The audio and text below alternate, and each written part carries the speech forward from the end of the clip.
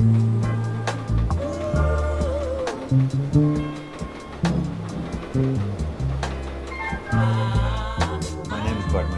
a clinical psychologist, born and raised and educated in the Netherlands, where I worked for around 18 years in the same field, basically the crossroads of AIDS, active drug use, mental health. And now we're using a van and we're going to have a mobile unit, but it's all basically the same thing, that we keep on working in the community, look after, try to find injecting drug users, new injecting drug users, educate them, give them all the paraphernalia and other, syringes and cookers and whatever they need in order to prevent infection. Ready, saying I should have a backup plan. Personally, me, I like it. I like the fact that I'm in a position to help out those that need help. Those that shunned by everybody else. Those that, because you have an addiction, that look at you like you're beneath people. Me personally, in my personal experience, I have family members who were addicted to heroin, who unfortunately were needle users and caught HIV. My father passed away from HIV. Unfortunately, he was a needle user, and that's how he received it. He caught it. And this was happening in mid-80s. He passed away in 87. He was 30 years old. Well, harm reduction came about in Europe, in the Netherlands, in the 70s, because there was a big need for an approach that didn't aim in the first place at getting people off drugs, to stop using drugs. So it was really, harm reduction is, as the word says, focused on reducing the harm that comes with drug use.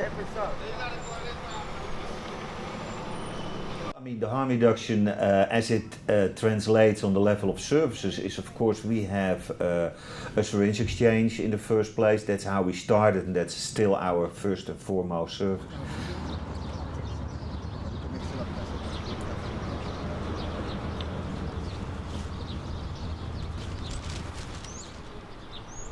So that death, to this day, 30 years later, still impacts me. That's my father, I have an uncle who's HIV positive. I have an aunt who's HIV positive. I have an ex-girlfriend that after me and her dated, the father of her children gave her HIV. So with those encounters, just led me to help other people, because these people don't have nobody really. Most of them don't have families. The community always has been very supportive, because it's a community where drug use is very prevalent, where ODs are very prevalent. It's the neighborhood in New York City with the highest overdose fatality. So it's really needed. Okay, this is our naloxone kit, which is an overdose reversal kit. This reverses opiate overdoses. This right here. Each kit comes with, you get gloves, you get alcohol pads, you have a face mask. This is for mouth-to-mouth breathing. You get a pamphlet that explains to you step by step how to use the kit. You have it.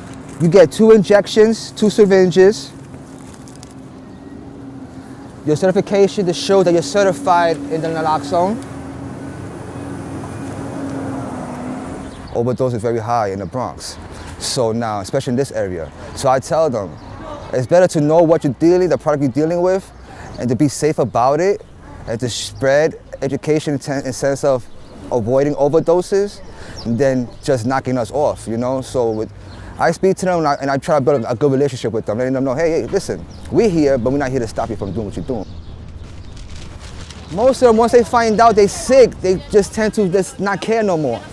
They say to themselves, you know what, I got a death sentence. Does it matter if I get high? No, I'm gonna die anyway. So that's when I come in and I say, you do matter. You're here for a purpose. I'm here to help you. Even if it's just to hear you talk. I'm here, you know?